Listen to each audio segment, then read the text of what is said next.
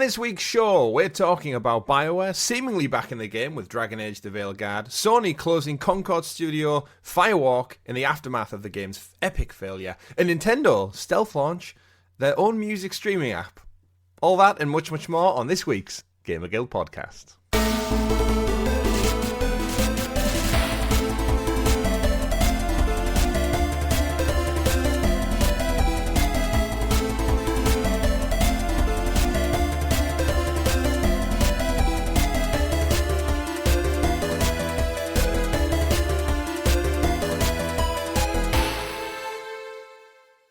Good game, everyone, and welcome back to your weekly podcast, the GamerGuild Podcast, where we get together and round up all the week's video game news for your listening or viewing pleasure right here on youtube.com/GamerGuildTV and available up there in the digital clouds on your podcast platform of choice. Just search for GamerGuild TV or the GamerGuild Podcast, and you will find us there every Monday, 8 a.m, coming to you in your ears, or on your eyes, or in your face. Whichever preference you want to listen to. I don't know where I'm going with this one. Your podcast players for the week are myself, Chris, at Arcane Rogue, and my man of many pixels joining me once again to round up all the news, Mr. Richie. Welcome back. Thank you for having me. You're welcome, and we do have a great show lined up for all you viewers and listeners out there, but don't forget to ring that bell, like, subscribe. I'm doing things in like an odd order today, but we're just going to go with it. Don't forget to like, subscribe. Yeah, I'm very tired, yeah. Don't forget to like, subscribe, ring that bell so you kept in the loop with all the great content we do here on the channel, such as this very show, our weekly live streams, our retro looks back, and everything else in between. Follow us on all social media channels at GamerGuildTV, Discord, Twitter, Facebook, MySpace. No, that's not actually a thing. Is MySpace still a thing? I have no idea. I think Tom just sold up and moved to the Bahamas. Merchandise store is live, but remember, don't buy anything from us yet because there is an upcoming Black Friday sale this month. We are now in November? November? That little time in between. But there is a 30% sale off everything come Black Friday. So we would encourage you to hold off. We're trying to save you money out there on buying our wonderful merchandise. Jumpers, hoodies, hats for your dog or your pet squirrel, whatever it may be, all available. But, of course, save yourself some money and wait till Black Friday. That's what I'm going to do anyway. Our weekly live stream this past week, Richie, was Black Ops Zombies 6, just in time for spooky season. Quick summary of your time with it. We played for just short of 3 hours, thanks to some epic individual in our team. Yeah. Quick summary of it. I think Zombies is amazing. I do love Call of Duty Zombies. It's just fun. It is. How were going back to the shooting mechanics? I know last week on the show I praised like the feel of it all. It's Call of Duty. It is, well, Call of Duty is, they've absolutely nailed the shooting mechanics. So I was actually playing through using mouse and keyboard because that's the best way to play first-person shooters, but through the cloud. Apart from when they actually kicked me out once. Yeah, that was about 2.5 hours in, I think. Yeah. It was absolutely rock solid. I felt no latency. There was no issues.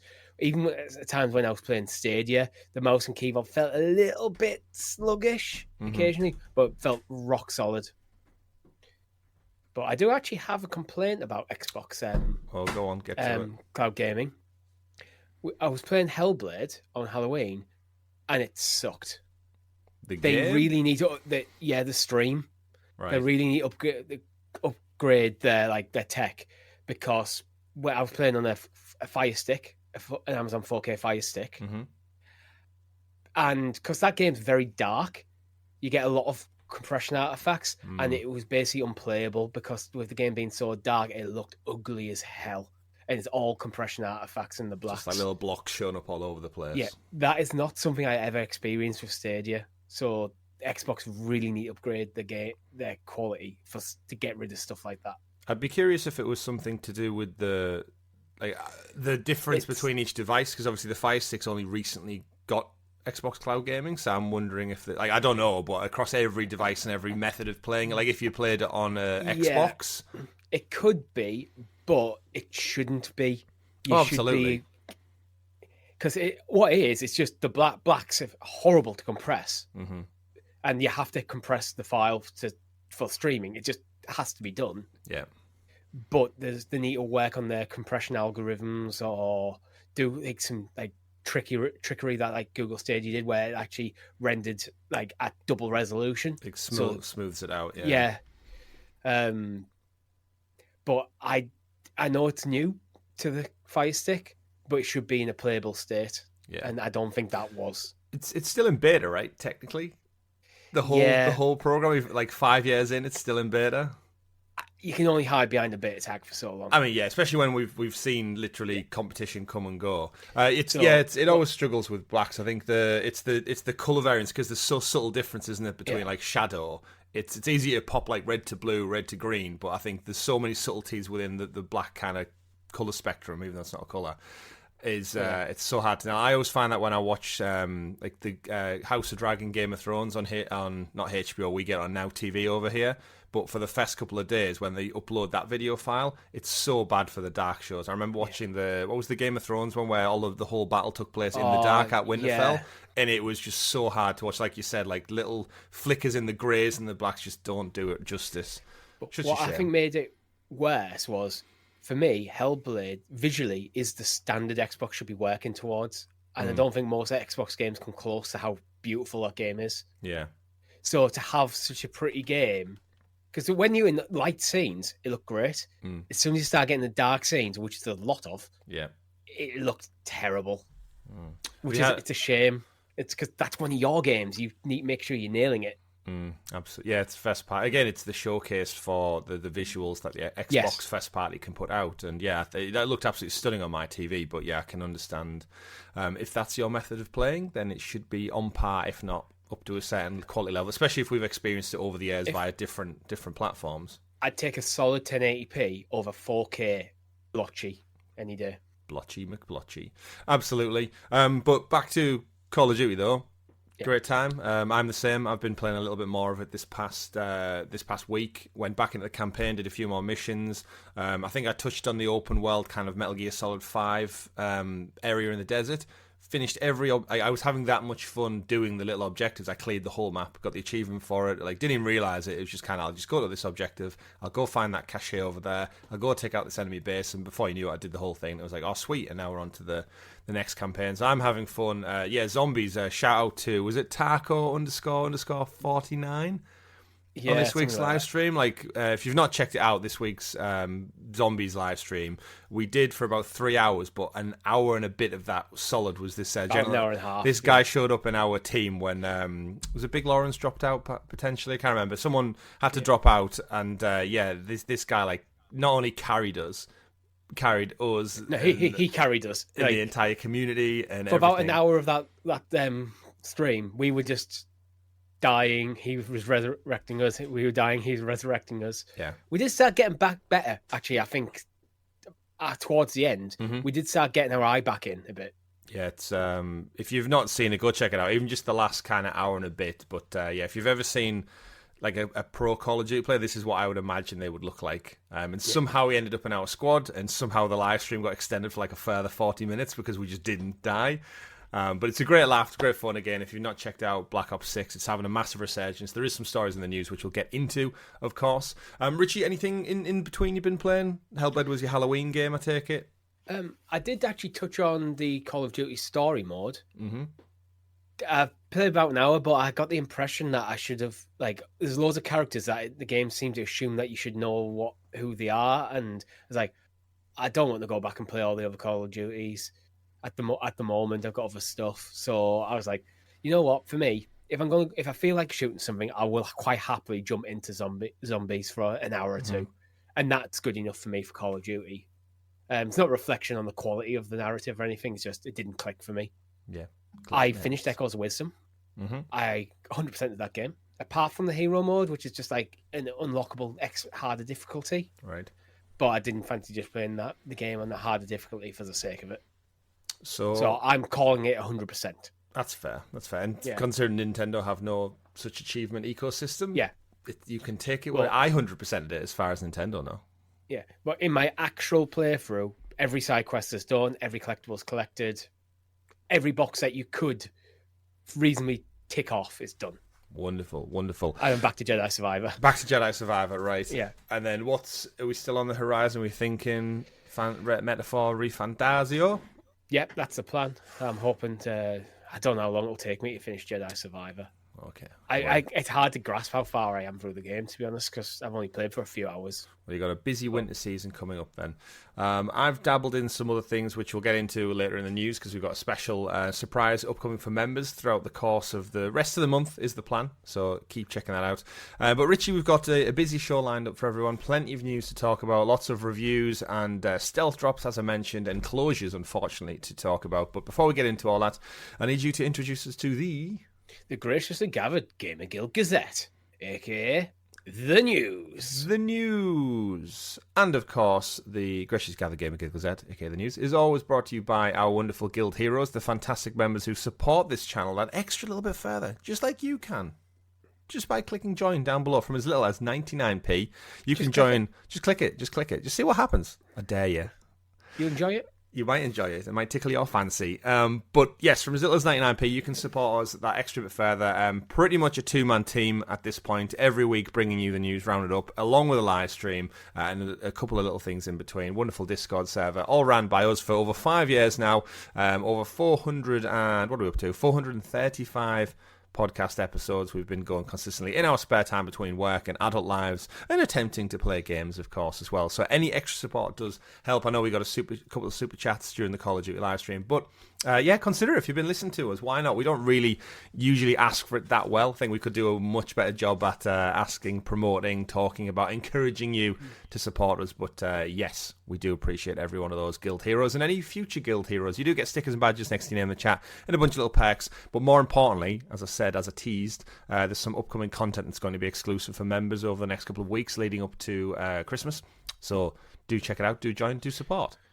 I'm looking forward to getting my new studio fully set up and move all this into space. And then I'm really looking forward to having the time back as well and not have to travel across town to record. Yeah, space. Which is time. What I've been doing for the last few months.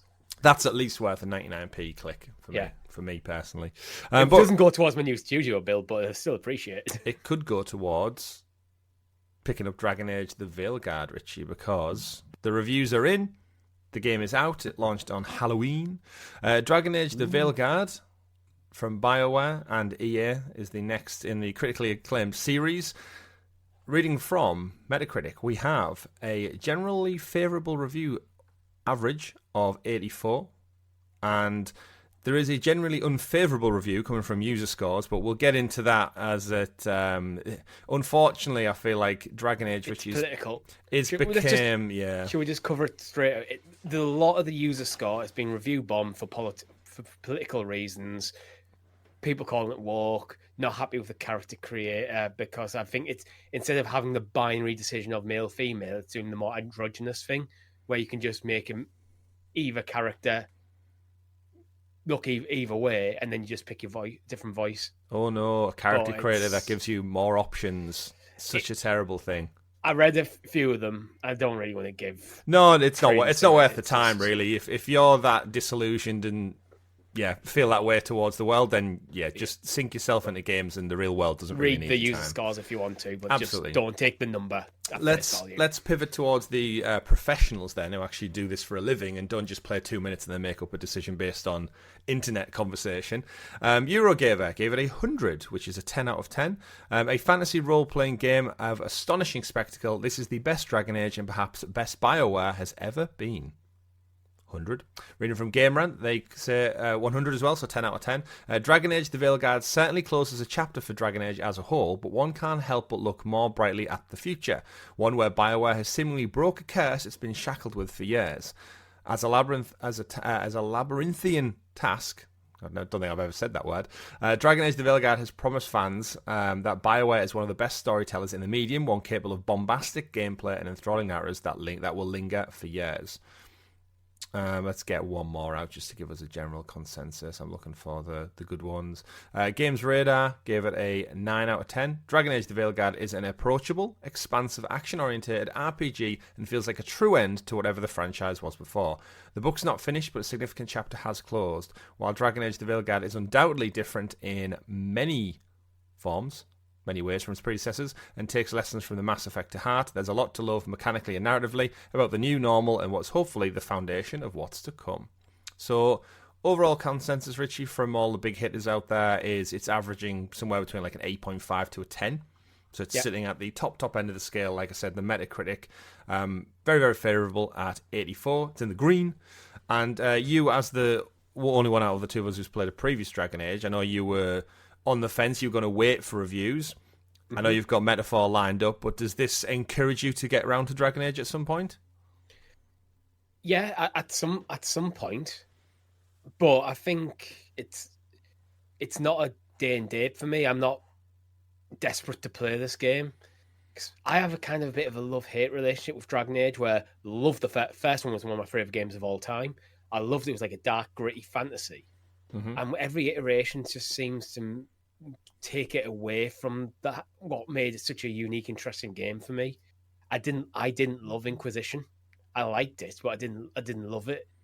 I found as the game went on, it got a bit boring. They changed the art style for me as well. It never meshes with what I want a Dragon Age game to be. Yeah. In my head, I'm always like be that dark, gritty fantasy. Yeah, like that's I want it to be in similar tone. And so when it's more cartoony, it goes graphically. It's like, are you getting away from what made BioWare such a like Mass Effect is quite dark and gritty as well, isn't it? Yeah. Are you moving away from what made these games great to begin with? Why people fell in love with them? Yeah, we should point out the director actually has clarified that the new Mass Effect game they're working on, supposedly off the back of Veilguard, won't change its art style. They've said that's sticking with the tradition. I think it's just got some people concerned that this is the direction the whole studio is going in. I will say though, I'm very happy for BioWare. As someone who played the entire Mass Effect trilogy in recent years, I never was around for the fest go around the merry-go-round. I think they've been getting a lot of stick for the last couple of titles they put out. It was Anthem, wasn't it? It was their big the breakout multiplayer attempt. And as much as the mechanics were okay in that, I think the game itself really stumbled and ultimately failed very quick. So it's nice to see them return to critical reception. We've seen it loads of times now. You take a critically acclaimed single-player narrative developer and go, you guys need to make a games as a service game. And it's like, but that's not where their talent lies. I think with the art style, I'm always critical of it, and I'm always going to be critical of that kind of candy art style that Fortnite kind of popularized, because I hate it. I think it looks ugly. But honestly, if I was playing this game and the gameplay and the narrative is good enough, I think after an hour or two, I wouldn't care anymore. Yeah, I think you would switch off from it. Yeah, you do. I don't know. I think I do want to play it. I will play it at some point, but I think it might, with something like Metaphor coming across, and with how much I love Persona 5, and then Metaphor being like kind of compared to Persona 5, and potentially some people even claiming it's better than Persona 5. My attention's over there. So BioWare haven't quite yet captured my attention. If this was one across the board 10s, I may have been my head been turned. But we're looking at a 8.5 to 9 out of 10 game versus an 8.5 to 9 out of 10 game. And I only have time at the moment to play one. And I don't even have time to play one at the moment. So I'm going to finish Jedi Survivor and probably Metaphor ReFantazio. But you never know. In the next few weeks, by the time I finish Jedi, my mind might have changed. Yeah, go with the flow, see how it's at. You might get a Black Friday price drop, and then all of a sudden, like I said, things change, your mood changes. We've all done that, haven't we? Where we sat down with the intention to play or buy something, and then you kind of get there and go, I'm not really scratching that itch right now. What's more likely to happen is I'm going to watch my girlfriend play Dragon Age, and I'm going to play Metaphor. Yeah, you can experience video games through other means. Yeah, it's like I'm still watching the Elden Ring playthrough that started what feels like over a year ago. The YouTubers that I'm watching, and it's like, because I know I won't play Elden Ring, but I think their stream they put up this weekend was like 3+ hours. So I'm kind of it's like just my background noise, to be fair. But I'm watching it almost like it's a long running TV series, and it's a nice way for me to enjoy games that I appreciate, but I just won't play myself. Just in the background while I'm washing dishes or doing ironing, or sound like housework stuff, boring housework stuff. Back to Dragon Age though, the score, looking at the history of the series, it puts it in good stead for potential Game of the Year. I know it wouldn't be mine because we're not going to play it, but in terms of the history of it, obviously you mentioned Dragon Age Inquisition. That got Game of the Year back in like 2014, 15, whatever it was.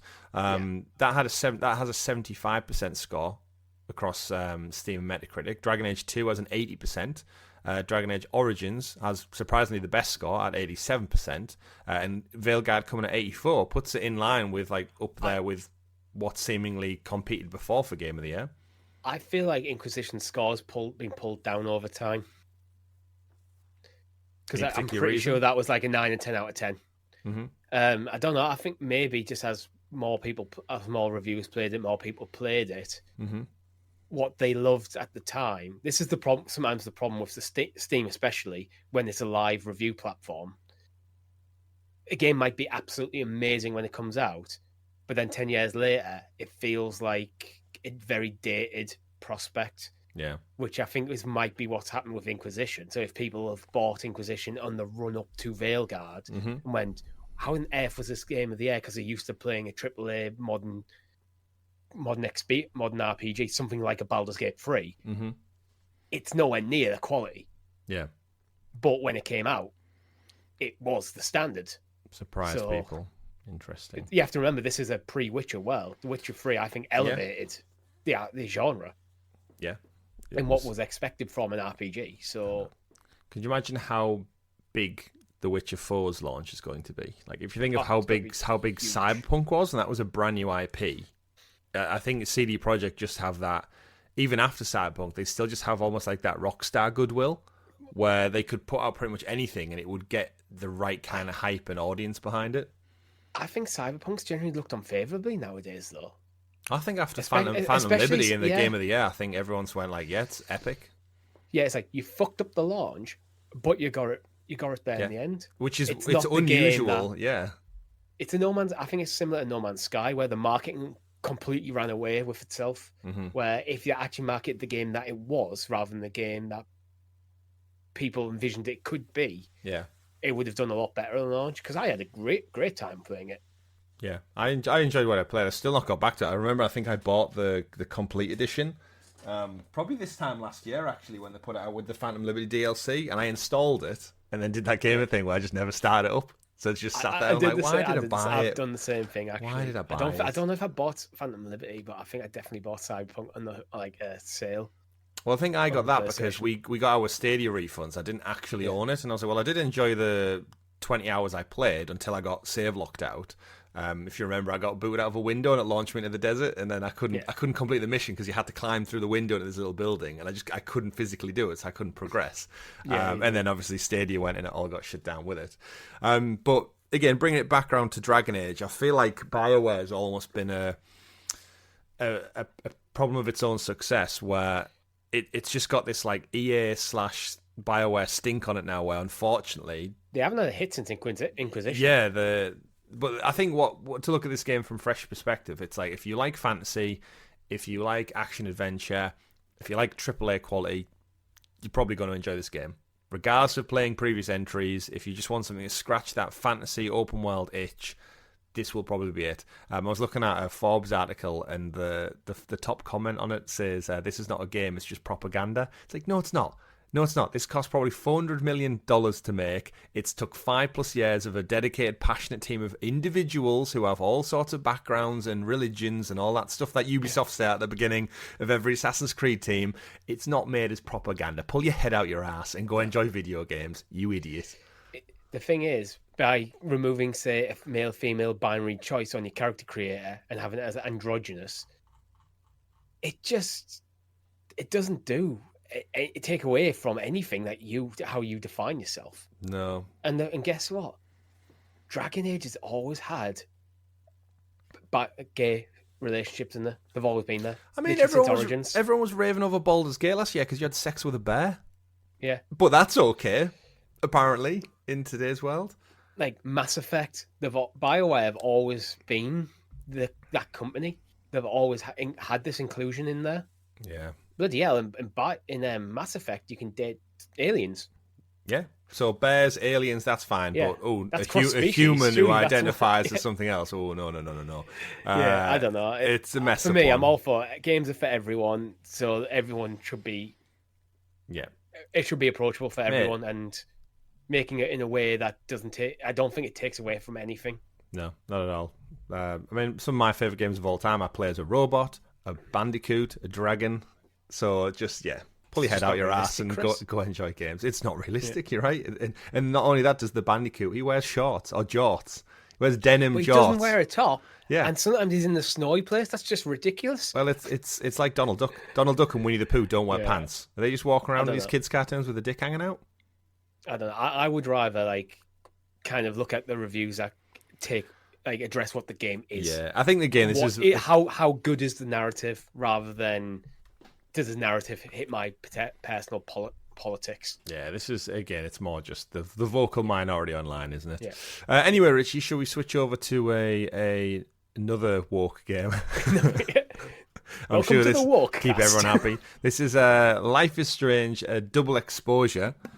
Which, of course, is the next continuation of the Life is Strange series. It sees the return of Max Caulfield, not to Arcadia Bay, but in a new setting and a new environment, where her powers have actually subdued, and she now has the ability to not time travel. It's almost like universe travel, I guess. The story takes place across two parallel universes, and Max can now jump back and forth between them to figure out the conspiracy, the story, the mystery that is Life is Strange Double Exposure.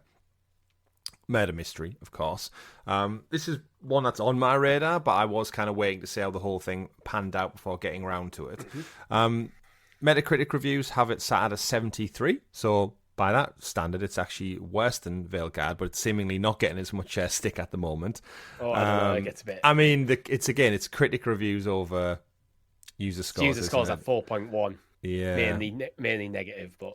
It's one of those things. Yeah. Let's see. Let's pull some reviews for you fine viewers and listeners out there. Although I'm going to point out, I had to read through some of the user reviews, and this game does something that kind of potentially spoils your ending of one. So with one being open-ended, there's quite a few different endings. Because you're going back to Max, the game has to pick one. Yeah, at the end of the original. I think that's where a lot of the negativity, where a lot of the review bombing is coming from, it kind of basically spoiled my ending. So it's... Yeah, for those who aren't aware, then it's at the end of the original game, you make a decision right at the end, which either saves or doesn't save certain characters or people and locations. And I guess with them going back to the character, they had to make a decision on actually one of them needs to be canon, which kind of takes away the user choice. But looking at this game in the series, reading from VGC 24/7, they give it an 8 out of 10. Life is Strange Double Exposure is not the perfect follow-up to Max's original story, and truly nothing could have been. But as it mirrored Max's own character arc, the intention here is to look forward rather than backwards to a future that is bound to be messy and experimental, but meant to be approached with curiosity about what's to come rather than regret over what's been and gone. As ever with Life is Strange, the vibes of the game are perfectly suited to the story it sets out to tell, even if the details get muddled sometimes. The Six Axis also give it a 8 out of 10.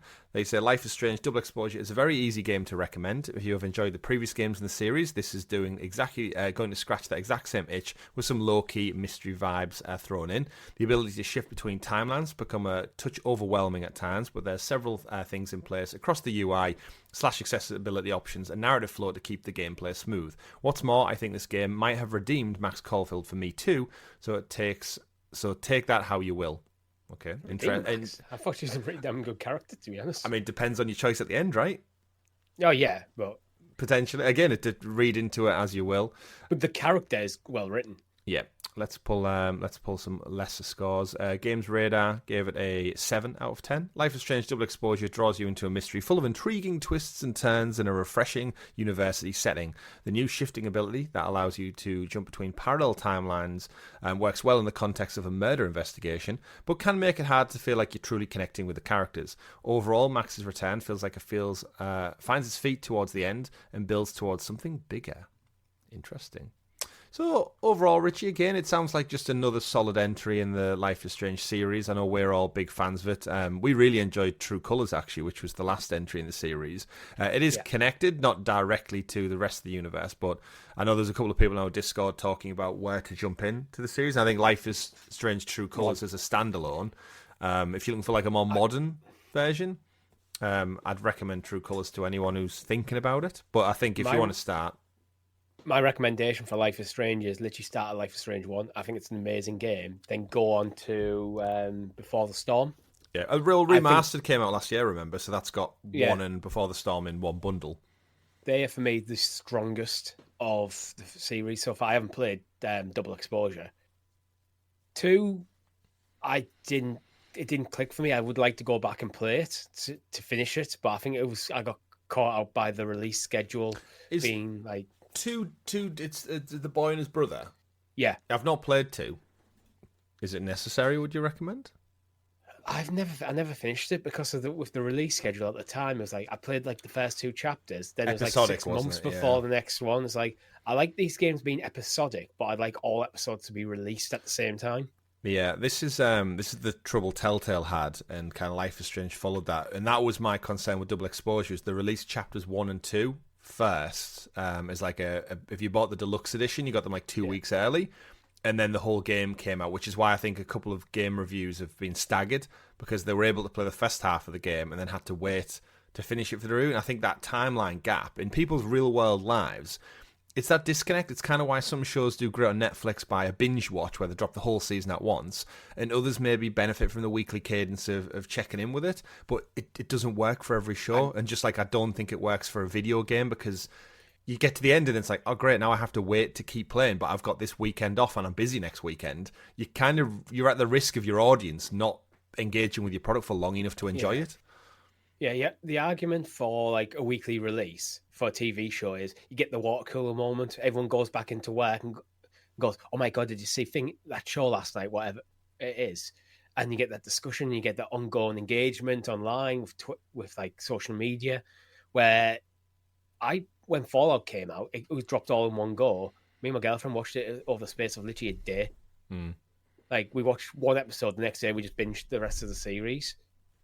And that's how we engage with it. And I love doing it like that.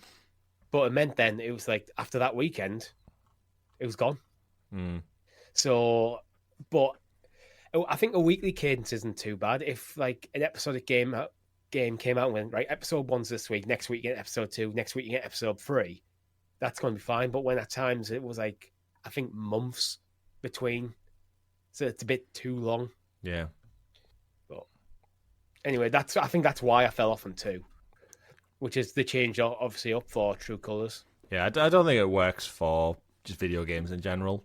Like, I know it gives the devs a little bit more time, they get some money in the door, but I think I can't remember which Telltale game it was that they actually didn't finish the final like chapters or something, and they had to like scrounge for investment to get them over the line. I don't think it was a Batman one. Can't remember which. Comments, let me know which Telltale game it was that floundered and then had to get it put out. But in terms of Life is Strange, it looks like another solid entry. It's interesting that they went back to Max after seemingly got away from it with True Colors. I thought they would have kept going on like a new trajectory, but maybe True Colors didn't do enough and there was a clamber for like familiar characters to come back. But it might just been they had the story there. But perhaps. I think because every other game has been a new set of protagonists, there's recurring characters. But even like Before the Storm, you're playing as Chloe rather than Max. Yeah. But that is kind of a side story. That was almost like, was it actually DLC? Or was it standalone? Before the Storm was separate, yeah. Yeah, it was a separate, but it was just like a side thing that kind of built on. It was like a prequel to Max's story. So I don't know. It's quite interesting to go back to Max.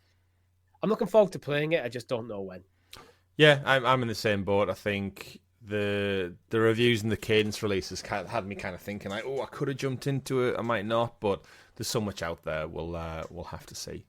But yeah, another solid entry in the series. So let us know in the comments below if you've played Life is Strange so far, if you've checked it out, how far in, or what your thoughts are.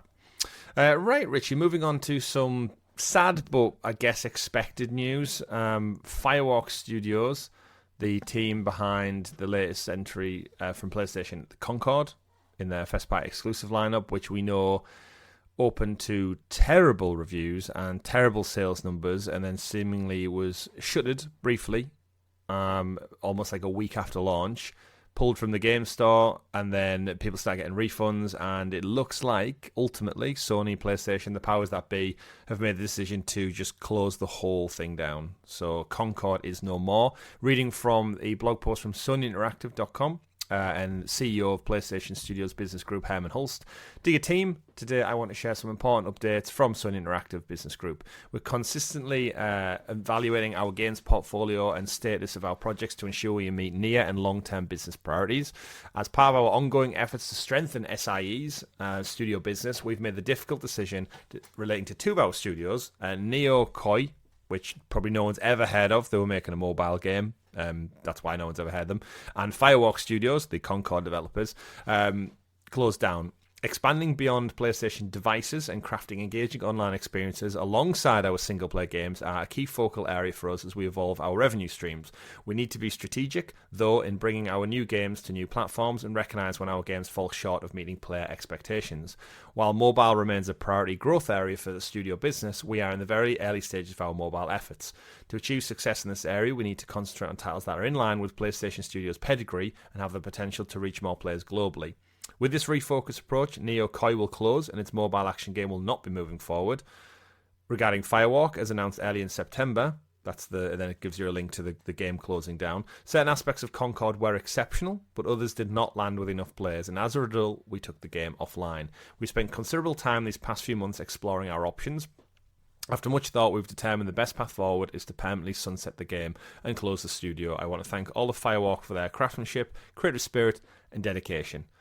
The PvP shooter genre is a competitive space that is continuously evolving, and unfortunately we did not hit our targets with this title. We'll take this as a lesson learned from Concord and continue to advance our live service capabilities to deliver future growth in this area. It then goes on to talk about restructuring and delivering the benefits to PlayStation and the audience, etc., etc. Thank you for your continued support. Richie. Yes. Any surprise, really? I know we theorised when the game epically failed at launch. It is a shame, but no surprise. Yeah, I'm not surprised at all. I think it was fundamentally 10 years too late. Like quite simply, if this came out 10 years ago, I think it might have done well. But now the genre is completely saturated. There's variants of this that you can basically play for free, like something like a Valorant that you're going up against. So why pay so much for a game when Valorant's already got an established community? Yeah, this was £40 at launch. Everyone remember? Yeah, it felt like a cheap Guardians of the Galaxy knockoff. It was, I don't know, like gameplay wise, it might have been good, but everything around it just didn't seem to be the right decision. Yeah. So I'm not surprised when they took offline, sat down, went, why has this game failed? They realize it probably is that fundamentally from the ground up. So it's not something that you could fix. If it was a case of, the game just needed retweaking, a bit of balancing here and there, or maybe the gunplay doesn't feel great, that kind of thing you could fix.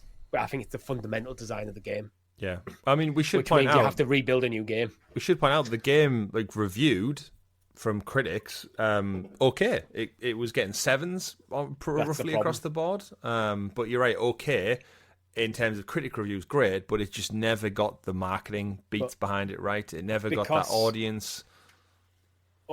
I think okay for this sort of game is not good enough because, as I said, it's a saturated market. You might get some new players. Yeah, but largely you're looking at the guys who are playing Valorant, who are playing Overwatch, who might be playing things like Fortnite or Apex Legends. These people have got thousands of hours logged into these games, and that's where that community is. You're trying to poach them. Mm-hmm. So a game that is okay, and it has a 40 quid premium. Yeah, that's not going to turn many heads, and that's literally what's happened. Yeah. So it could be. You have to, I think, in order to enter that space, you have to be revolutionary. You have to take the genre forward. be objectively better than what already exists. Yeah. And it doesn't seem like Concord was. It was decent. It was probably good, but not good enough to get the community. Yeah. In another world, I'd be very curious to see what the outcome would have been if it had gone free to play at launch. I don't think it would have honestly helped it that much, but it would have definitely got a little more of a player base. And if you remember on launch, there was people complaining like matchmaking wasn't happening. Remember the beta? They actually, because no one's playing. They had a closed beta that not enough people signed up to, so they went and launched an open beta the following week to try and get more bodies in the door to test this thing. And then at launch, was it Steam had 25,000 sales on Steam? That's it for a global launch. That should have been telling. Actually, we can't get enough people to sign up for closed beta. That we've had to go an open beta, and even then we didn't really get the numbers that we were hoping for. That should when maybe we need to refigure out our monetization strategy here. Yeah. If this was PlayStation Plus, then this game may still exist. It wouldn't be the success story that they'd hope it would be. But if it was PlayStation Plus, we probably would have played on stream. Yeah. Yeah, we would have done.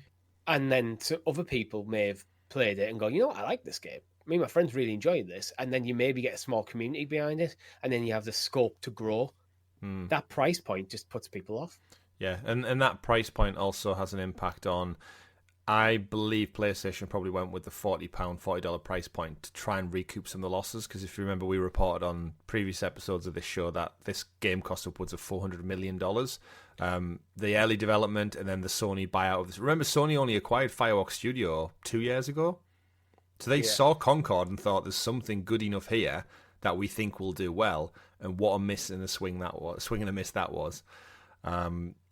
It amplifies, like Herman Holston in his blog post says, about like understanding the growing sustainable finances in a challenging economic environment is critical. We continue to spot our single player games, and it looks like they are going to push ahead with their efforts. I know it says like we're in the very early stages of our mobile efforts. PlayStation have been trying to crack mobile for feels like 20 years now. And they're just not getting the traction, because even Nintendo, remember Mario Run? Yeah. And Mario Kart Mobile? Don't hear anything about that anymore. And it just shows you that good IP and having a history in video games, it doesn't translate to mobile one for one. And in a weird way, Microsoft just acquiring King is probably the most logical business decision out of them all. Yeah. Because they've got a history of it. They own mobile IP that gets millions and millions. The market. Yeah. I don't think Sony understand. I think this is fundamentally part of the problem, is they don't understand the games as a service market that well, and they don't understand the mobile market that well, which is why they're struggling. But they're like, well, we make games, so mobile games, right? It's like, no. You've got the talent to make the game, but you need to understand what the game needs to be. Yeah. And again, it's having the right talent, because, like, as we've seen, taking a studio that's famous for single-player, creative, story-driven games and putting them on a live service project, it doesn't work. Warner Brothers have just shit the bed with that as well, with Gotham Knights and Suicide Squad. So it doesn't work for one. And yeah, you can sprinkle the IP in it, which I'm sure Mario Go did really, really well. But ultimately, it needs to come from a natural place, not a forced one. And I think a lot of the industry is really being checked right now with its finances of actually stop chasing trends, because it takes too long to catch up to them. Just be the pioneers that you used to be years ago, and lead the charge with creativity, talent, great storytelling, and let the developers do what they want to make, not shoehorn into some... I sound like right at the beginning talking about Dragon Age, some agenda of like, we need to make live service money. There's nothing wrong with like going, we're going to make some live service games. Good, do that. I think a diverse portfolio is important. Mm-hmm. But you hit the nail on the head when they're chasing trends and it takes five years to make a game. The trend is already on the way out. Sometimes the trend can be on its way out by the time you've got a game in a playable state. So what you need to do is predict where the trend's going to go. You need to be in front of it. Yeah. But maybe not one that costs $400 million. Yeah. That's what PUBG did. PUBG popularized the Battle Royale genre. It was then probably arguably perfected by like Fortnite and Call of Duty Warzone, and PUBG fell by the wayside a bit. But their success, because PUBG is janky. It doesn't feel that great to play. But they had this cool... They had the concept there and went, we can do that. They popularized it. And then Fortnite went, that can save our game. And the world changed. It did, yeah. And it will happen time and time over again. We just can't predict it yet because we're not the people. We're just the people who play the games and talk about the games. But it's very telling. It's not surprising. It's one of those things, unfortunately, for the developers as well. Like, the game looked great. It looked like a polished AAA shooter. So hopefully those folks find the right work. And I think Sony would be foolish not to just pick up that talent and sprinkle it amongst their wider teams, because evidently they know that. And I don't think PlayStation they're certainly lacking in that first-person shooter department. We spoke about it a few episodes back about what franchise they could be. I think Firewalk's team, based on what they made with Concord, with a Killzone or a Resistance franchise, I know we spoke about it, about like what franchises could be picked up and handed over to other studios. We discussed on, I think, even just last week's show about the Killzone franchise.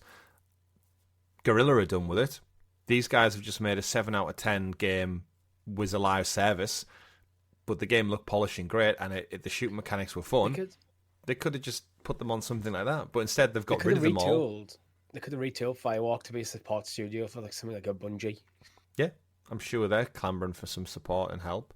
But again, we don't really know what goes on behind the scenes. I'd like to think as a business they're not daft enough to just like get rid of a team of like 100, 200 people who are clearly talented based on a game that maybe wasn't their decision in the first place. The thing is, though, if they are cost cutting and they've got a game that's flopped, it might just be easy to go cross that out, get rid of that studio, and then there's suddenly off the balance, all them people, are now looking for other jobs in other studios. A lot of them may transfer within Sony, but that studio is no longer a drain on Sony's accounts. Yeah, remember a few years ago when everybody was buying studios up, Firewalk included. Yeah, and they're literally not working on anything right now.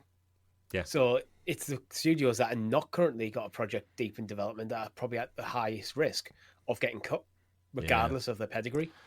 It's one of those who kind of like read the market, but I think I've theorized it before in the past. Like, you could take a PlayStation IP, give it to an indie studio of maybe 10, 15 people, and make a indie side scroller. So I think I've theorized before. Take the Horizon franchise for an example.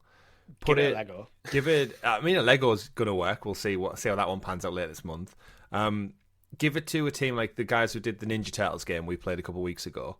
Yeah. And you get to play as Aloy, you get to play as Rost, you maybe get to play as some of the Raptor things, and you just go on left to right, side scroll in a pixelated art style with Horizon music, cute little Aloy in a little pixelated form with a bow and arrow and a sword, and you hack and slash your way from left to right fighting robot dinosaurs, robot hippos, whatever the hell it is. You get a score at the end, ta-da, and it's a small little 5-hour Horizon game. I guarantee you that would sell more than Concord in terms of units. £15, £20. You just give me an idea, but I've got slightly different. Instead of just like a side-scroll beat-em-up, Prince of Persia: The Lost Crown. Do that with Horizon. I mean, just any PlayStation IP. God of War. Give me Kratos, give me Atreus, let me fight left to right, or on like a Prince of Persia-style Metroidvania game. In the IP alone, but it's back to over inflated costs. This costs $400 million. There's indie games of a quality standard that are far superior, and they probably cost 10 grand, 20 grand tops, because you're just paying a couple of guys' wages to grind on this for 2-3 years. But I just think if they're looking to diverse the portfolio, I feel like that's the gap that people will want, like just short little PlayStation experience.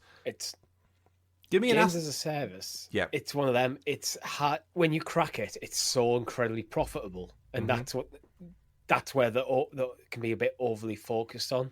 Yeah, they're focused on the potential outcome of it rather than how do we achieve that and how difficult it is. A lot of it is luck. It's getting the right game at the right time when you've got an audience that's looking for it. Yeah. But RIP Firewalk Studios. Yeah. I no longer will get you confused with Fire Sprite, who are the guys who did the Horizon VR game. I don't have to worry about that now. It's just Fire Sprite, the only PlayStation studio. But moving on to, speaking of chasing trends, Richie, a little bit late to the party, but Nintendo stealth dropped this week. Not a Switch 2, not an announcement for a Switch 2, not a new game, in fact. A music streaming app onto Android and iOS. Surprise. Fittingly titled Nintendo Music, the new app will stream songs from nearly 40 years of Nintendo history and will be made, is available, I should say, on smart devices. You will need a Nintendo Switch Online membership to start using it, so it's an extra perk if you already have the Nintendo membership, and it's available for those who don't have it for no additional cost. So you can sign up to use it, basically. The launch trailer gives you a pretty good idea of what to expect, including the interface, which just looks like Spotify or Apple Music. And among the franchises that are included, as you would imagine, are Super Mario, Animal Crossing, Splatoon, The Legend of Zelda, Metroid, Pokemon, and more. Some of the features outlined include songs being streamed online or downloaded for offline listening. Songs can be organised by game, in addition to making a curated playlist. Users will all be able to make their own playlists. There will be recommendations from Nintendo's history. There will be also a spoiler prevention filter to hide songs from certain games in case it ruins the game. And the ability to extend the length of certain songs by 15, 30 or 60 minutes. More music, Nintendo says, will be added over time. Currently, there is no legal way to stream Nintendo's classic musical songs in one place, so it's a pretty good surprise for fans, I guess.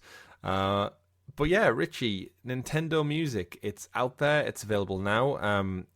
As a little caveat, I will say it doesn't have a lot of the back catalogue that you would expect. Nintendo said they're going to be dropping new songs on like a regular cadence over the next couple of weeks and months.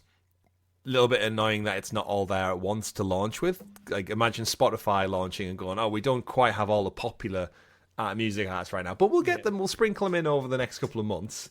I can't help but just feel like Nintendo should have just put their tracks on Spotify and just let the world have at them. But no, they want to do their own thing. Richie, I'll pass it over to you. Someone who does listen to a lot of music game soundtracks whilst you work.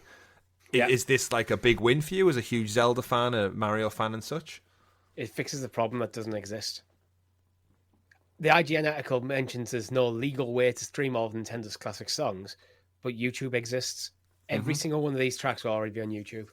How do you listen to like Zelda theme stuff while you're working usually? Is it just YouTube? YouTube. Yeah, just YouTube. So I've just downloaded it, actually. That's what I was just doing. But I don't see much point.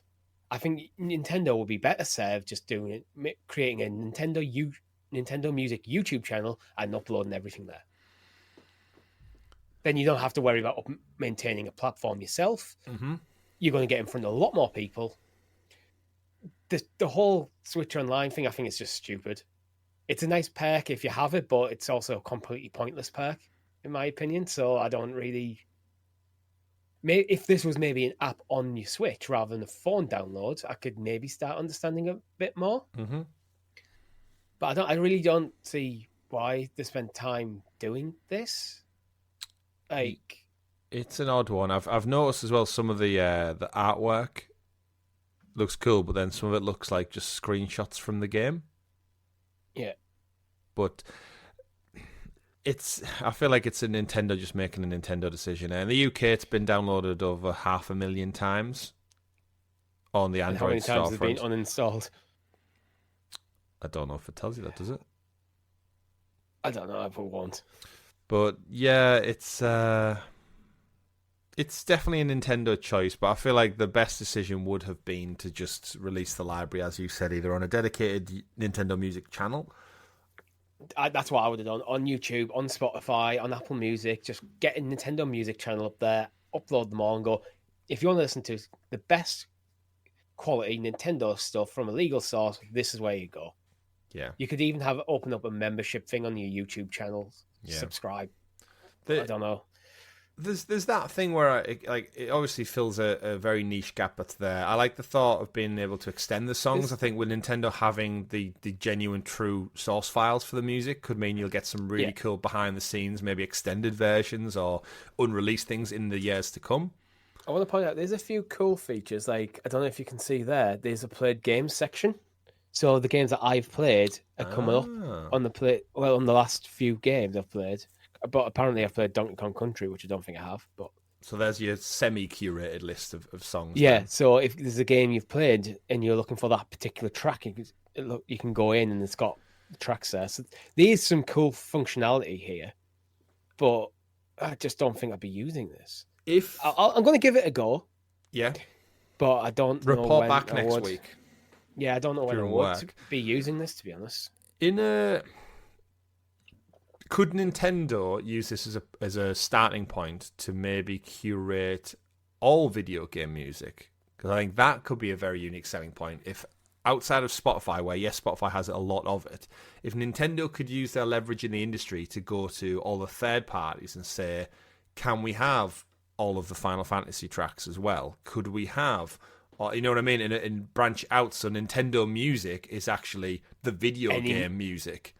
I think the limitations for Nintendo is it's going to be things that are playable on the Nintendo platform. So you might get some of the old Final Fantasies, but you're not going to get Final Fantasy VII. Yeah, that's a shame. Well, this is where hopefully we see this cross-media. I know PlayStation in their Concord closure blog post was saying like new platforms and new players. Ironically enough, Sony Music probably would have been the better party to launch something like this. Yeah, I think you're probably better off having a completely third-party neutral platform. Like Spotify. Because with Sony Music, how well is Nintendo going to interact with that? And if you get losing Nintendo's music because they don't want to give money going over to Sony, then you're fragmenting it immediately. Yeah. So if it's a third-party, say a Spotify games app, let's say, then Nintendo, if Nintendo on board and Sony are on board and Xbox are on board, Sega are on board, suddenly you got, and then you could have like by publisher split as well. Yeah, but I agree. I don't know. It's an interesting start. I don't hate it. I don't hate it. I just think it's pointless. As I said, it solves a problem that doesn't exist. Yeah, but without testing its functionality properly, cool. It's on my phone now, so there we go. Ready to start. Moving on though to some video game news. Off the back of that, we also got November's PlayStation Plus claimable games to play and download. The bigger one for me from this is, actually I'll read the list and I'll get into it. They start off with Hot Wheels Unleashed 2 Turbocharged for PS4 and PS5. Ghostwire Tokyo on PS5. A new game, day one release, Death Note Killer Within, is coming to PS4 and PS5, whilst your October games leave. So I think my biggest pick for this one is Ghostwire Tokyo. It's the one from the team who actually, they don't exist now, do they? I was saying that out loud. I'm like, Ghostwire went on to make Hi-Fi Rush. Sorry, they do exist because they were picked up by Tencent. But no, I can't recall. I think it might have been. But... was it Crafton who did PUBG? I feel like it might have been Crafton. Actually, now I'm thinking about it a bit more. You played Ghostwire Tokyo for Tokyo Ghostio on our channel, actually, didn't you? As a first look, and you enjoyed what you played, if I recall. I did. I had a lot of games on at the time, but it was very fun. Quite a unique concept. I really enjoyed what I played. I was actually talking to my girlfriend about this the other day, but not quite enough for me to want to continue playing when I had other stuff pulling me away. Yeah, but I would recommend people, if you do like your kind of first-person games, it's got a cool setting, cool premise. The weird hand gestures for use your magic are quite cool. I know how much you hate your floating hands in first person, but this actually uses them. Uses the floating hands. Ghostwire Tokyo is the top one. I think Hot Wheels 2 Unleashed is just more of like more Hot Wheels race car track car fun. And then the one that I kind of didn't really know about was Death Note Killer Within. So this one is an online social deduction game for up to 10 players. You'll be split into 2 teams with different objectives. To win the game, players need to figure out each other's identities and either eliminate who's threatened someone's power or seize the Death Note. Enjoy a battle of wits with Kira and his followers. So I guess it's always nice to get one. It's a what? I'm looking at the trailer. It's Among Us, but with Death Note. Death Note, brilliant anime series. This game looks terrible. What does it look like? Let's check. What makes it terrible? Death Note Killer Within. Well, just watching the trailer, it's the weird, like almost like pieces that everyone's playing as. And Death Note is very dark, very gritty, mature kind of. I've not. I've heard of Death Note, but I have no concept of what's the anime like. So the basic concept is this genius guy finds a book where if you write someone's name in, they die. Like a Death Note. Yeah, a Death Note. That's what the Death Note, literally what the Death Note is. Right. Okay. And the power, basically, he's using it to start killing criminals, and then the Japanese version of like the FBI start investigating all these deaths, and he kind of lets the power go to his head. Right. Okay. Like as truly believing like he's like the god of a new world kind of thing, and it's kind of like really quite interesting. Okay. Because like the genius and the FBI is kind of like getting close to him, trying to like outmaneuver each other. So it's similar to Dexter, where he's a murderer, but he's murdering bad guys. So it's kind of accepted a little bit more. Yeah, actually, I wouldn't be surprised if the guys who made Dexter are fans of Death Note. Yeah, that makes sense. Yeah. Looking at the Obviously, game, there's more of a supernatural element. Yeah, look at the gameplay for this though. It looks like it's very simplistic. Like with the little dolls just getting moved around like a chessboard environment. It seems like how can we get an IP and link it into this really basic indie game? I know, it's like if you look at the dolls and it just doesn't scream anything to do with what Death Note is. The tone feels completely wrong. It's like they put a skin over it. Yeah, that just doesn't fit. I don't know. They're trying to make a kids game out of an IP that should not be watched by kids. Yeah, I feel like Death Note would maybe be suited more as a Persona game. Just looking at the source material and the kind of the Japanese inspiration. Yeah. But yeah, looking at this does nothing for me. Like, great, you get it day one. I'm sure the PlayStation Plus will help with its audience, but you know what would work for a Death Note game? LA Noire. You know, where you're kind of just going around and you're investigating, trying to piece it out. Because that's a lot of what Death Note is, because you need to know the name of the person you want to kill. Yeah. And so, like, the main character is investigates these criminals to find out who they are, what they've done, and specifically targeting things that the Japanese justice system failed to. So then he writes the name. Interesting. Yeah, go check that out. That's your PlayStation. I think Tokyo Ghostwire is my top one for that one. But not many added, and surprisingly enough, no like classics to the library or anything like that. It's just a simple 3 games. The monthly games. It's just the monthly games are usually a bit crap now because they want you to go for Ultimate to get the premium. To get the mid. It's the mid-month drop. It's the more interesting drop. I always find now. Yeah, I agree with you on that one. Speaking of new drops of games, though, we got the announcement that Xenoblade Chronicles X Definitive Edition is going to the Switch. It's not a surprise, huge announcement, but what it does mean is that the 2015 sci-fi RPG that is currently locked behind the Wii U exclusivity brings enhanced visuals and gameplay to the Switch, meaning that the entire Xenoblade Chronicles catalogue is now available in one place for the first time ever on one platform. So, yeah, if you go on the Switch, you can play everything. So every game is playable on one console, including 1, 2, and 3, and everything in between. Is it Xenoblade Chronicles X, not 10? Yeah, I think it's X, not 10. Yeah. So looking at the release timeline, you've got Xenoblade Chronicles 3D, Xenoblade Chronicles X, 2, Torna, the Golden Country. Then they brought out the definitive edition in 2020 of Xenoblade Chronicles. Then they brought out 3, and now this. So it seems like they are piecing together. Yeah, but played one. I was going to say they look like your type of games. They've got that like Final Fantasy style. The reviews are always really good. Yeah, it's one of those Switch Nintendo exclusives that kind of you forget exists, but then when you look at the sales numbers and the popularity, you're like, oh shit, this is a big deal. It's kind of like how oblivious to Monster Hunter I was until Monster Hunter Worlds came out. Worlds? Yeah. What was the last one? Monster Hunter World, wasn't it? The one that suddenly like took off and it was like, oh, it's bigger than Resident Evil for Capcom and stuff. It's like, damn. You know what I think it is? It's an IP that found its origins in the Wii, in just the original Wii generation, which is, I did have a Wii. Well, actually, my sister had a Wii, but I mainly used it to play Zelda, and that's about it.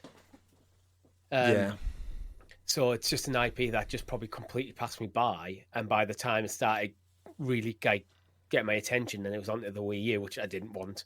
I did contemplate buying a Wii U once upon a time, but I didn't go for Good it. Good decision. Yeah, so maybe it's something I need to add to my list of games I want to play. Yeah, reading from, like, for context, the kind of description of this game says the year is 2054, not too far away. Humans have fled Earth amidst a destructive intergalactic war. As one of the survivors and a member of the new Los Angeles colony, the mission is to help build a new home on the sprawling, hostile planet Mira. The seamless open world across 5 otherworldly continents is teeming with unknown creatures, some of which are epic in scale, as players fight for the future of humanity. So it seems like it's got a sci-fi tinge to it and such. But yeah, go check out Xenoblade Chronicles Definitive Edition when it releases on 20th of March next year for Nintendo Switch. No mention of the elusive Switch 2 in that launch. But this might be a last-ditch effort to get some content out for the Switch. Yeah, absolutely. More game news, though, coming up for you folks out there, listeners, viewers. Don't forget, while you're middle of the show, like, subscribe, ring that bell, comment for the algorithm. It does help us out. But back to some Black Ops news. I touched on it at the beginning of the show, but we just wanted to touch in with Call of Duty because the official account tweeted out this week saying the Call of Duty series has sold more than 500 million copies to date. This elevates it to among the best-selling video game franchises in history, alongside things like Tetris and Pokemon. The milestone comes as the franchise's debut. This is the first franchise debut under the Microsoft banner after the $69 billion acquisition of Activision Blizzard King. And I guess we kind of look at the success now and some of the stats off the back of Call of Duty. It's been the biggest launch yet. They celebrated that. I think Sarah Bond tweeted out about that. They've congratulated themselves. Basically, it's like most games now. When they launch, they always pat themselves on the back, and I think it was the biggest 3-day launch of a Call of Duty ever. And you sometimes wonder why they always add those like extra caveat sentences on to make it. Are they making it sound better and bigger than it is? Because day 4 fell just under something else. Yeah, exactly. But it's still an amazing achievement. Yeah, I mean, the part of Microsoft earnings report, it's increased their first quarter earnings 61% increase year on year.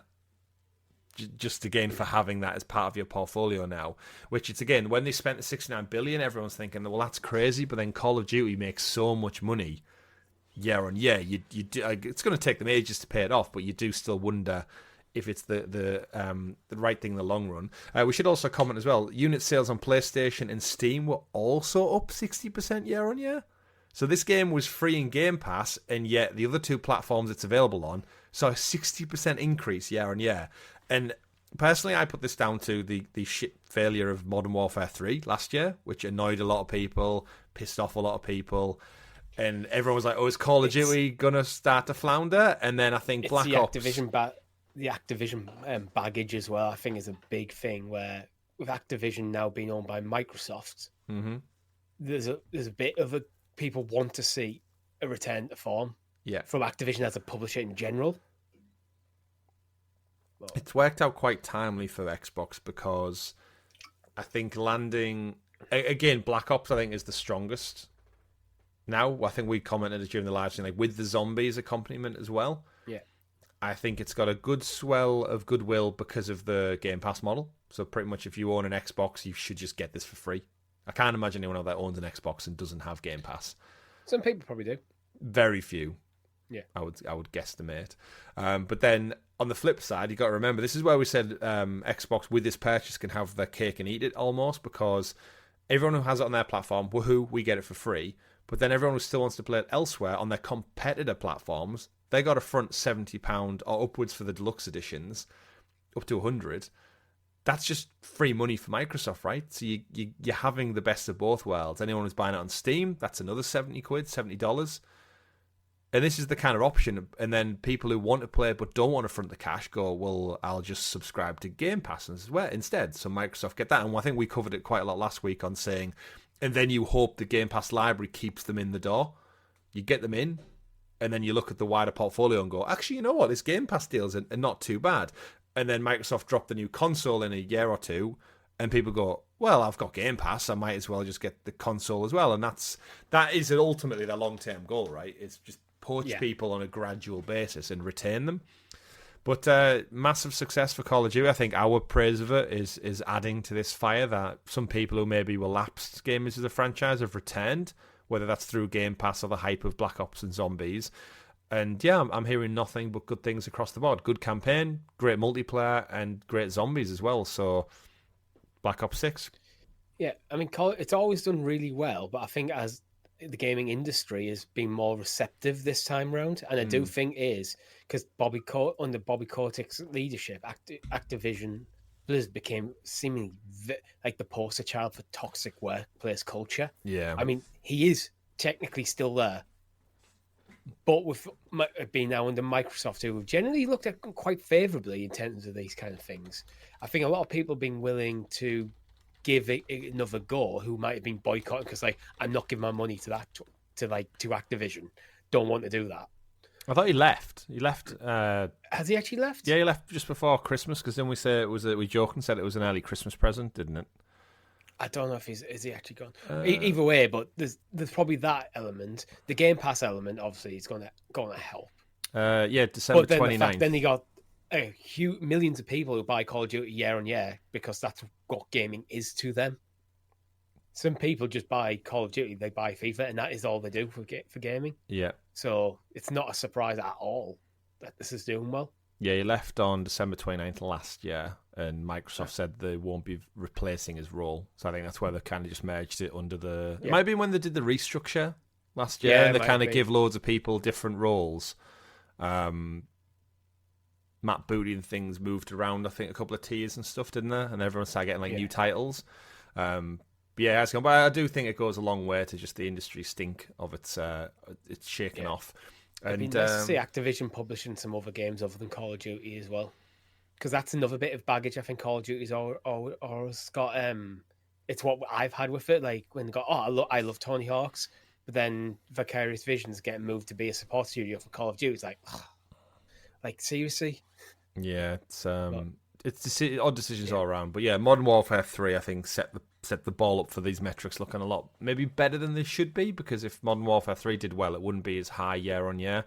I've seen people still complaining about Black Ops in a way actually, because the trophies on PS5 aren't there. So Modern Warfare 3 was essentially just a DLC for Modern Warfare 2 on the trophy list last year, and then Black Ops 6 apparently has a platinum on PS4 but not PS5. That seems I don't know what's going on, but it's because of the hub, the Call of Duty hub. It's a cross-generational hub, isn't it? Yeah, so because it's standalone on PS4, it gets its platinum trophy, but on PS5 it's part of the hub, so it doesn't get it. It's weird. I know trophy hunters will hate this, but I think there should just be one list of trophies on PlayStation, regardless of what platform you play on. I think it's just kind of stupid that you have an entirely separate list for PS4 and PS5, and sometimes... like, you can have an entirely separate list of trophies. Because I actually have two Final Fantasy VII Remake trophy lists. One's a physical copy and one's a digital copy. One that was from PlayStation Plus, and they're separate lists, which is just batshit crazy. Yeah, they do that, don't they? So when they do out I think it's for the remasters. So the remasters... This wasn't even a remaster. These were the same. One was just a digital copy and one's physical. No, but I'm saying it's for, when they do it goes on PlayStation Plus, but then when they bring out like an upgrade pathway, if you got the free PlayStation Plus version, they can say, you don't get the $10 pathway to upgrade because you've got the free one, you didn't buy the physical one, or the full package one. It's some weird back-end thing between it. I did notice there was a lot of, while we're talking about trophies, not uproar, but the Horizon remaster came out on Halloween, if you recall. I didn't actually touch on it, but I have been playing it. I did check out the opening kind of 2 hours. Looks gorgeous. The way they've reworked Aloy's face, like baby Aloy. Baby Aloy always looked a bit weird. Like the head was too big for the size of the body of the child. They've redone that. It looks all gorgeous. Cutscenes, animation, the opening intro, beautiful. That game's absolutely stunning. It looks even better in the remastered one. There's no auto pop trophy. So a lot of people were unhappy because they said, I think early days in the blog, saying your progress will continue over, and it works seamlessly. You boot up the game, it says on the main menu, import PS4 save. It brought up my 8 saves from 2017 from my first playthrough of Horizon. Imported it, there I was, back in the well, looking more gorgeous than ever, all my equipment and stuff, no trophies popped. And I've seen a lot of people online going, what the hell, PlayStation? Spider-Man, Miles Morales, God of War... Every other remaster they've done up until this point, here's when you've imported your save, trophies have came with it. This one, leaving a lot of people unhappy out there. I think people were expecting just a quick £10 platinum trophy. Not this time. Yeah, well, just play the game. Yeah, enjoy the game that you enjoyed last time enough to get the trophy. Enjoy it again. Yeah. But these are the same people who play My Name is Mayo, though, and hold it in high regard. I like getting trophies, and I do intend to platinum Jedi Survivor.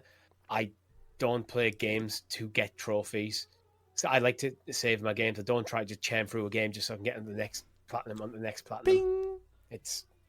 Enjoy it. But rounding up, let's get some quick news stories in this week, Richie. Sims 4. Still didn't expect to be talking about this now, but The Sims 4, believe it or not, has gained more than 15 million new players in the past year, despite the game being over a decade old. It might be, I don't know, it might be getting on a bit. Obviously, launched over 10 years ago, but doesn't seem to be dulling it down. EA constantly put out new content for this, we should say. But to put that into perspective, it took The Sims 4 6 years to amass 20 million players, but somehow they've got a further 10 in the last year. It might be they transitioned, if you remember, to free-to-play in October 2022. So the business model has shifted, but it's also quadrupled their audience, with EA touting 85 million players back in May this year. So we know in the last 12 months they've brought in a further 15 million players. They have announced, obviously, since then, I think they've said there's going to be no Sims 5, and they are going to be focusing on just content drops for this game. And in a weird way, I think The Sims 4 has just transitioned into being a platform without EA really realizing it. They've still, like, The Sims has always been great, and it fills such a gaming gap that I think, like FIFA and Call of Duty, there's so many gamers out there that just play The Sims for The Sims. They don't care about graphics. They're just there to build a house, make a family, realize adult life is boring, and then stop playing, come back to it in another year. And the graphics are stylized anyway, and now they've committed to this basically being the platform. They can actually just start upgrading and tweaking graphics here and there. My only concern would be how well does the engine go? Because you might start bumping up against the limitations of what is now already at least a 10-year-old engine. Yeah. It's this is what we said. I personally would prefer them to do a Sims 5, and then this is going to be the platform going forward. But they've you know what, we've already got it with Sims 4, let's just turn it into it. Yeah, I don't think they want to risk losing those players. Free-to-play for The Sims is a great shout. Like, I think I've mentioned it before on the podcast, I always get a message off my sister like once every 2 to 3 years saying, what's the login for my EA Origins account? So she can download and play The Sims for, like, again, for a week. And then that's it. My wife's the same. She just gets that itch, goes, have we got Sims on the PC? And I'm like, no, but I can install it. And now it's just free have to play. Just leave it installed. Yeah, it's just space though, isn't it? Yeah, true. Cloud gaming, help me out. But shout out to The Sims 4. Keeps going, keeps getting bigger and better. Also, shout out to Nintendo Switch Online for the N64. We got a shadow drop this week, Richie. You actually might have willed this into existence by talking about Turok the other week when we were referencing dinosaur games and first person. We got 2 games that have just dropped onto the Mature app for the N64.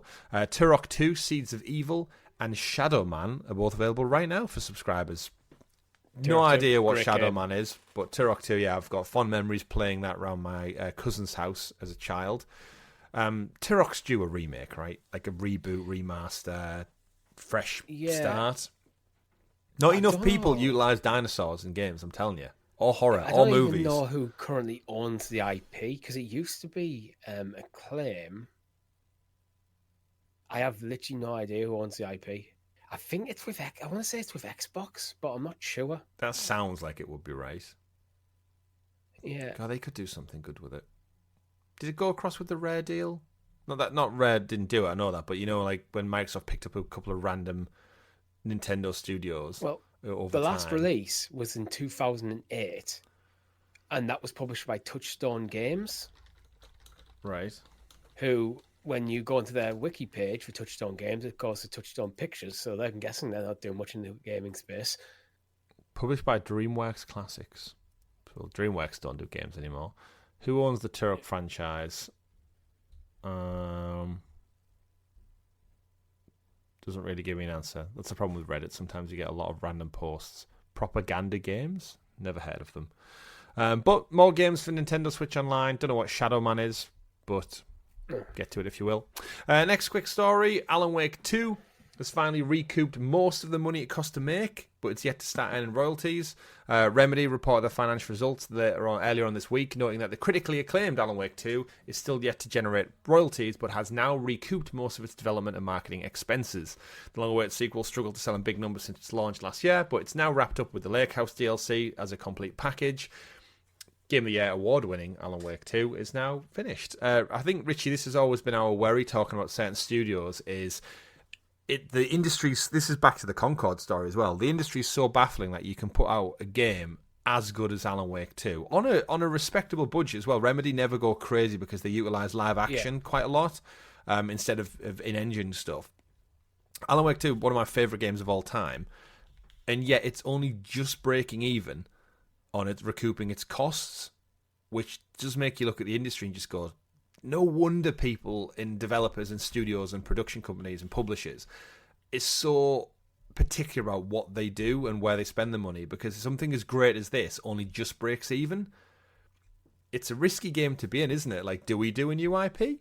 Do we ever see an Alan Wake 3 now? Because Remedy must sit back and go, well, we didn't make much on it. We got critical acclaim, but I feel like Control 2 is going to make more money than Alan Wake, which is mad. Yeah, I think the branding of Control is better than Alan Wake. Yeah, we've said about the name. Yeah, and I think this is the reason why FBC Firebreaker exists. Yeah, to try and get money in.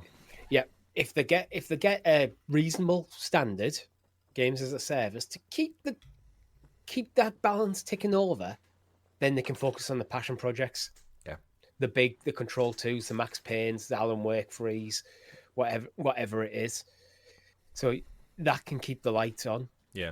And I think Remedy in particular, they have a history. They've actually said in their own financial results before, they have a long tail of their games like sell well over long periods of time. I think Control, when Control launched, it wasn't top of the sales charts either. It came in at like second or third. But over time, it's just seen a consistent flow of sales. And I think Alan Wake being connected to that Control universe, you'd imagine is going to see like a bump when FBC comes out, when Control 2 comes out. So I think like now they've broke even, everything's profit after this, right? So that's where you want to hopefully see a return. Now the physical edition's out as well. It's profit, but you also have to fund the next development cycle. That is true.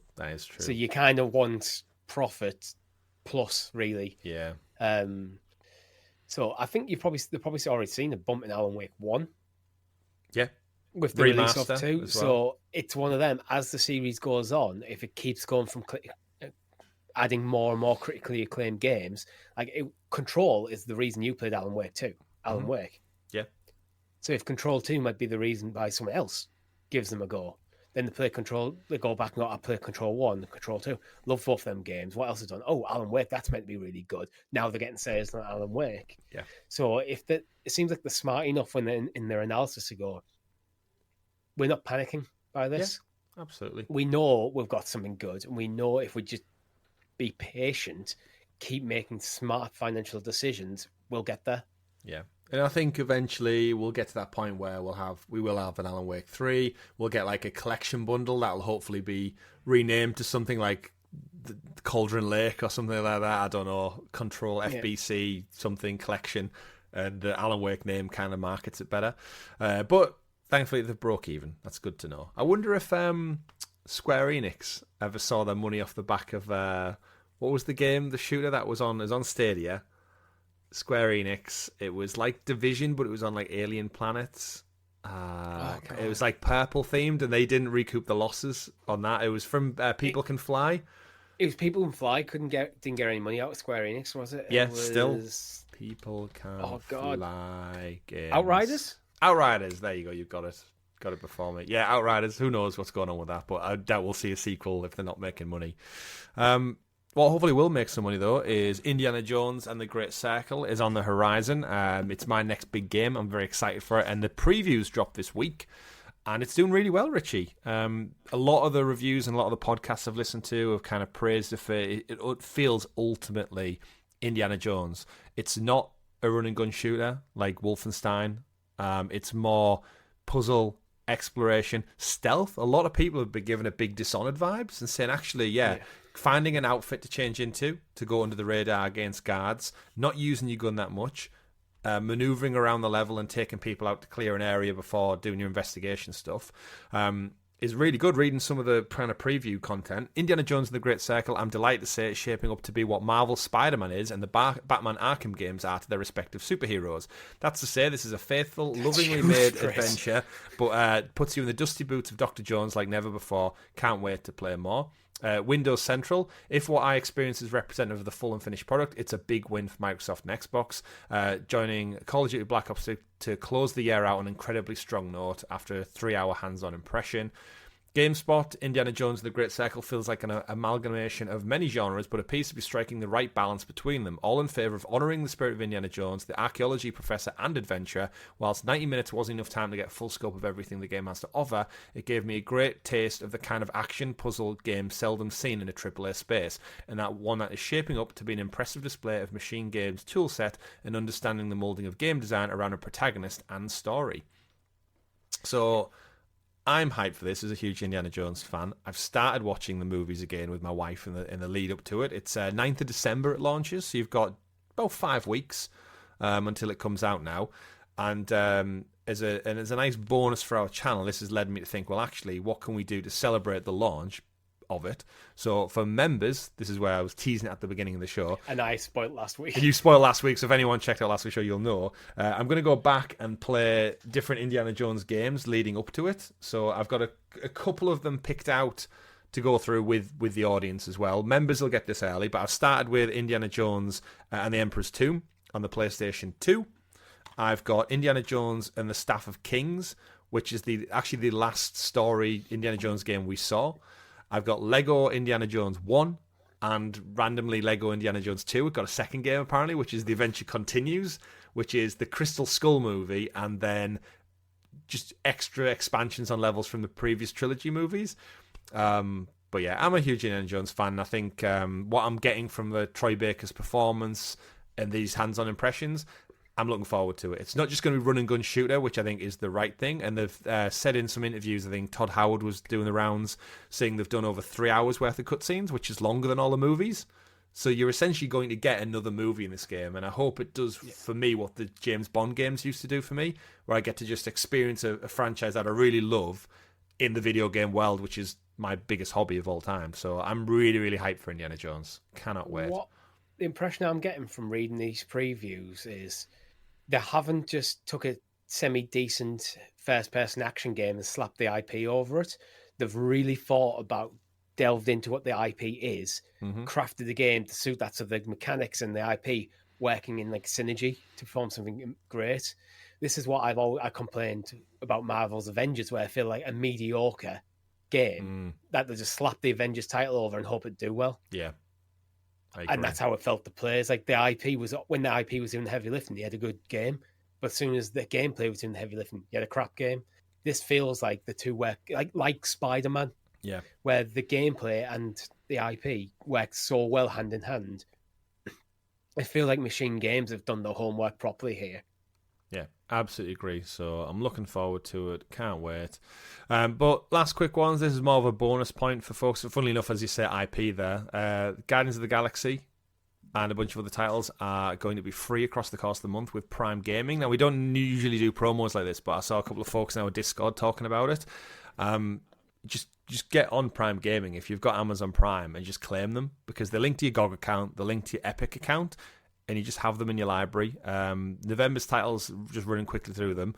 Available now at the time of recording, Marvel's Guardians of the Galaxy, which is just an epic single-player story adventure. For everything Richie hates about Marvel's Avengers, Guardians does the opposite of that. It's a rich, great character, story-driven action-adventure game that's probably about 15 to 20 hours long. Really fun, music's amazing in it, and as someone who was maybe put off a lot by it not looking like the MCU counterparts, after like the first 50 minutes, you don't care. And it's a great, really, really fun game. Definitely recommend it. Mafia Definitive Edition. Maybe I will play it eventually.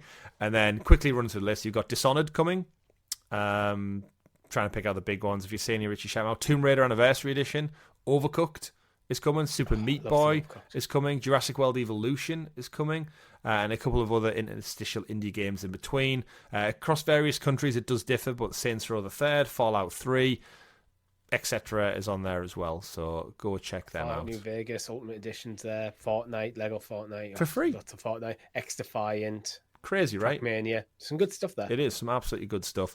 And then the last news story of the week, I want to just get this in. We always round out with kind of movies and TV, video game related stuff. House of the Dead is in the works from the Resident Evil director. So House of the Dead, that famous arcade game that you probably all played and lost many a pounds on back in the probably late 90s, right? I feel like that was when it was in the arcades. It was definitely when we were like proper kids going down to them.